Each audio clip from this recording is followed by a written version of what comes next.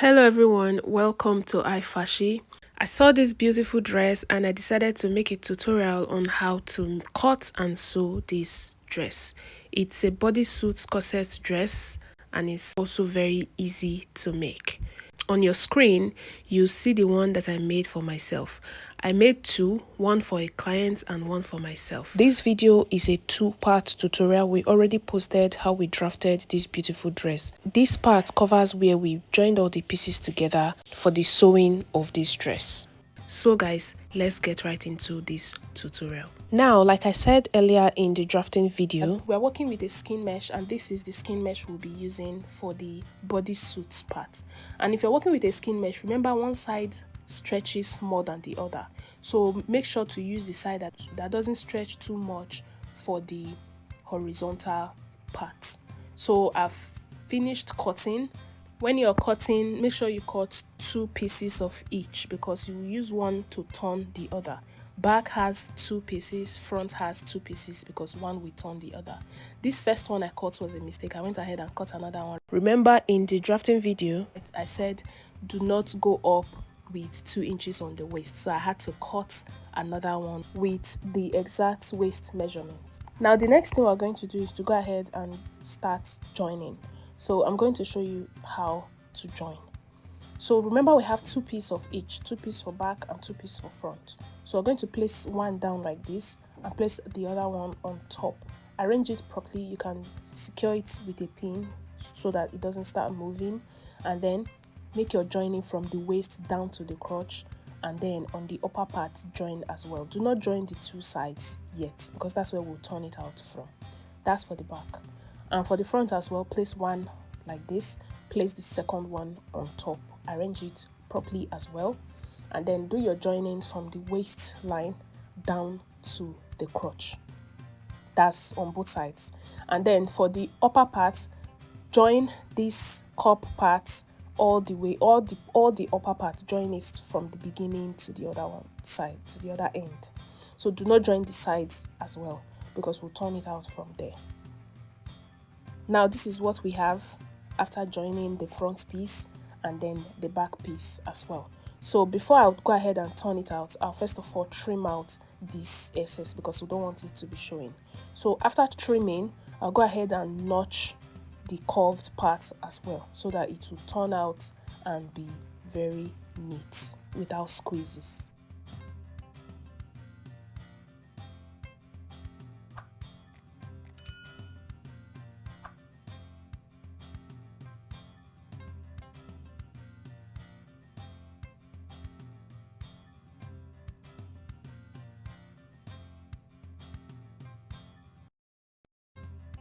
Now that we're done with that, we're going to turn it out to the right sides, arrange it properly, and give it a very good steam press.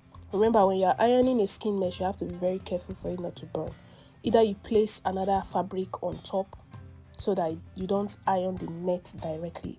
So after giving it a good press, we're going to go ahead and use a chalk to mark out the lines that we'll be putting our bias tape for the boning, like the lines that will serve as the boning channels. So I'll go ahead and use a chalk and chalk it out for both back and front, and then I'll now place the bias tape on top of them. So we're going to also have one at the edge as well to highlight the bodysuit to make it pronounced. Now this is what we have after using chalk to mark out the lines that will follow, and then we'll now go to sewing machine and stitch down this bias tape on these lines. Make your stitch very neat. After that, that's where we'll be putting our bones. So this is what we have. Remember I said we'll place one at the edge as well to highlight the bodysuit. As you can see on your screen, this is the inspiration my client sent to me. So this is what we're recreating. So I'm going to go ahead now and do the cup now that we're done with the bodies. So these are the pieces, the pattern pieces for the cup, and this is the crepe fabric I'll be using. Endeavor to use a fabric that is close to your skin mesh. That is if you're working with a skin mesh. So I've gone ahead and cut 2 pieces of each. I've also cut lining, and I've gone ahead to also iron them with my air stay. So now remember the sides that those arrows are pointing that you will join. So take B and C join it together appropriately, and then after joining, you join the A to these two so that you have one cup. We're going to join all of that, and this is what we have. We have 4 pieces here because 2 will serve as the main fabric and the other 2 will serve as the lining for turning. So this is what we just did. I've also gone ahead to iron the seams. So if you flip it over, you see the inside is very, very neat.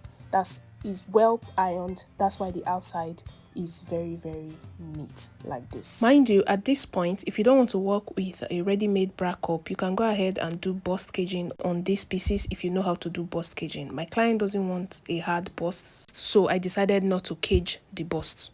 So the next thing I'm going to do now is to place a bias tape on this line, because what we're recreating has a bias tape on the line that connects the A to the B and C.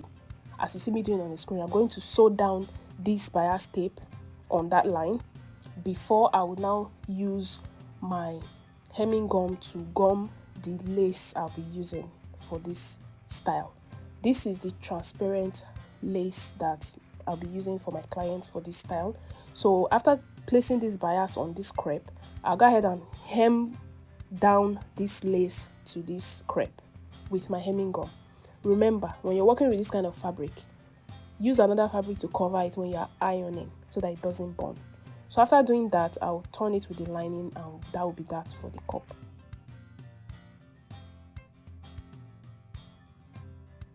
Now, this is what we have after turning the cup. We've covered it with the lace we'll be using, and we've turned it with the lining. See how neat it is on the inside and on the outside.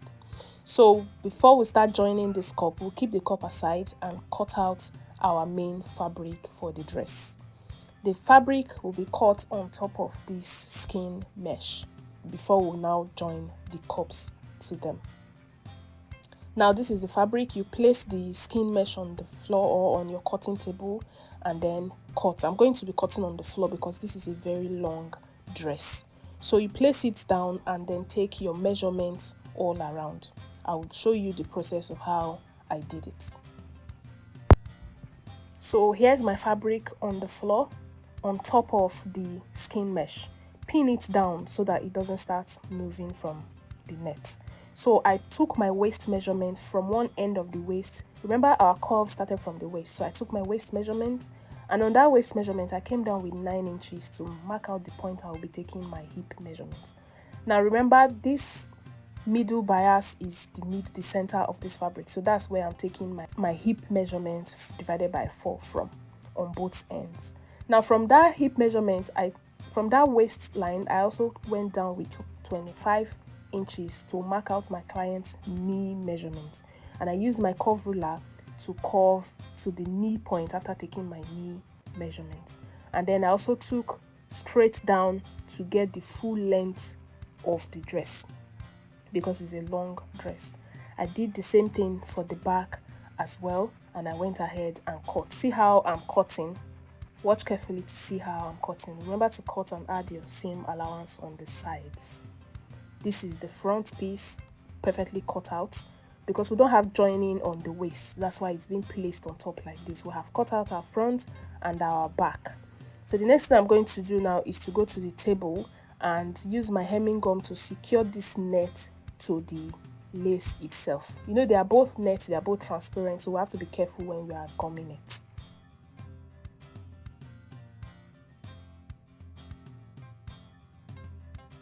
Now back to the table, this is what we have. On your screen is what we are recreating. Even if you're not recreating exactly this dress, you can just learn how to make a bodysuit from this tutorial. So now the next thing I'm going to do is to secure this lace down to the bodysuit using a hemming gum. I'll be putting the hemming gum on top of the bias tapes, not on the net parts. But that's before we put our bonings, because the bonings will make it start bending by the time you put your bones. So we're going to do all of this before we put the bones. So now I'm going to go ahead and iron. Look at the parts I'm putting the hemming gum. Iron it carefully so that you don't burn your client's clothes, your client's fabric. Remember to place another fabric on top before you start ironing. That is if you are working with net or a weak fabric. After ironing, we'll go ahead and place the bones in the channels, and then we'll go ahead and put the cup, attach the cup to the front piece, and the front piece is almost ready. So I'll go ahead and do that now, and I'll be right back.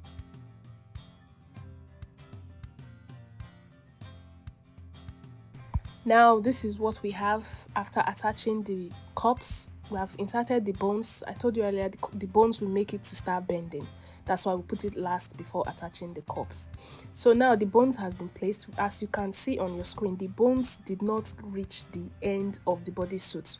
Remember, the last part of this bodysuit is going in between your legs. You don't want the bones to be inconveniencing you. So it stops on the waistline. So for the back as well, I've gone ahead to use bias tape to turn the upper part of the back, and I've inserted the bones as well, and I did not let it get to the end. I stopped it on the waistline. So the back is ready and the front piece is ready. The next thing we're going to do now is to join the back and front together. So we're going to introduce the front, the two good sides facing each other, the good side of the front and the good side of the back facing each other like this, and then arrange it properly so that the hips will align, the waist will align. Then on this chest line, we're going to secure it down with a pin it down so that it will start equally, because that's where you'll be joining together on both sides. But before joining, you're going to go ahead and take your chest circumference on this upper part to be sure it will fit your client's chest. Then after taking that, also take your waist, come to the waist point. Remember, the beginning of the curve is our waist. Take your waist measurement there, and then go down to your hip point and take your hip measurement. So take 9 inches from your waist down, take your hip measurements on that point and mark them down with a chalk. So after taking all these, your measurements, your hip, waist and chest, we'll now go ahead and join. So remember, we're closing one side fully and the second side will attach a zip, because the zipper is on the side of this dress. So this is the zipper I'll be attaching on the side of this dress. So now go ahead to the sewing machine, close one side, attach zip to this other side, and then folding the down part, that's hemming the down. You can weave your own, you can fold it in with your machine, and that will be all for this dress. We have fixed the zipper on the side. As you can see, the cup has been attached, the bones has been attached, and we've also done the buttons on this down part. So by the time the client buttons it and wears it, the bodysuit stays intact, and then this is the dress. The inspiration is transparent, so that's why we made this one transparent, just as the client wants it. You can go ahead and put lining in your own. My client wanted it transparent with a skin mesh short inside with an elastic waistband so that it will enter. So she'll be wearing it under the dress because of the transparency. Mind you, you can use a different type of fabric to recreate this dress. It doesn't necessarily have to be a transparent fabric. You can work with a fabric that is thicker, or you go ahead and line in yours. And now for this black one you're seeing on your screen, this is the one I made for myself with the same pattern. So I'll be putting it on for you guys to see. This one has a zip on the side as well, just like my client's own. The difference is the back. I really wanted a snatched waist. That's why I decided to use corset loops for the back.